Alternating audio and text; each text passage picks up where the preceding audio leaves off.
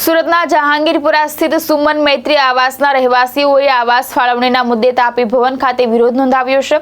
સ્થાનિકોએ નાસિરનગરના રહેવાસીઓને સીધી આવાસ ફાળવણી કરવાને બદલે સિસ્ટમ મુજબ વેઇટિંગ લિસ્ટમાં રહેલા લાભાર્થીઓને પ્રાથમિકતા આપવાની માંગ કરી છે।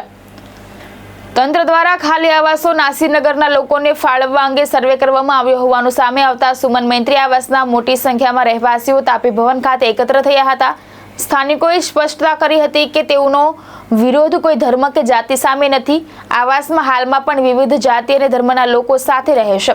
જો કે આવાસની ફાળવણી નિયત પ્રક્રિયા અનુસાર કરવામાં આવે અને વેઇટિંગ લિસ્ટમાં નામ ધરાવતા લોકોને પ્રાથમિકતા આપવામાં આવે તેવી તેમની માંગ છે। રહેવાસીઓએ તંત્ર સમક્ષ આ મુદ્દે યોગ્ય નિર્ણય લેવા રજૂઆત કરી છે। મારું નામ ડિમ્પલ છે। શું માંગ લઈને આવ્યા છો? ક્યાંથી આવ્યા છો તમે? જો અમે સુમન મૈત્રીમાંથી આવ્યા છે। ત્યાં જે આ જે પ્રોબ્લેમ છે ત્યાં એ લોકોએ એવી માંગ કરી છે કે અત્યારે જે નાસિરનગરના જે ત્યાં પેલી ઝૂંપડપટ્ટી તોડી છે તો ત્યાંથી 25 ઘરો ત્યાં આપવાનું કહે છે આ લોકો, તો અમારે એ ત્યાં આપવું નથી।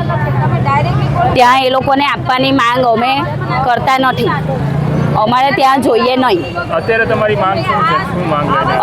અત્યારે અમારી માંગ એટલી જ છે કે એ લોકોને જોઈએ તો તમે બીજી જગ્યાએ બાંધી આપો તમે, ને વેઇટિંગ કેટલા છે ત્યાં તે જોઉં તમે, કારણ કે વેઇટિંગ કેટલા છે ત્યાં અમે જોઈએ છે ત્યાં, ને જાત પાત એ અમારે લેવા દેવા જ નથી।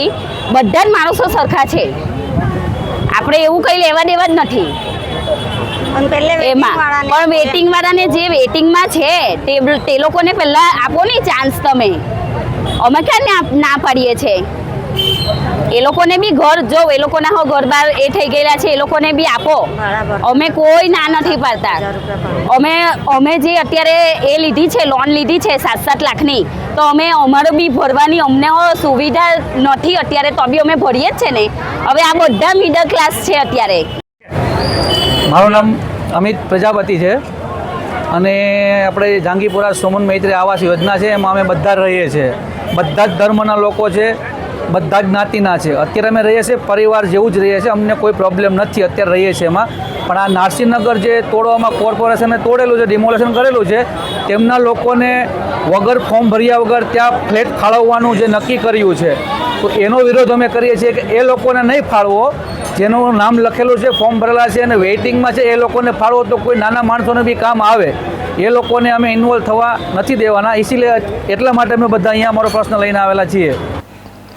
ભાવેશ ઉપાધ્યાય, દ્રષ્ટિકોણ ન્યૂઝ, સુરત।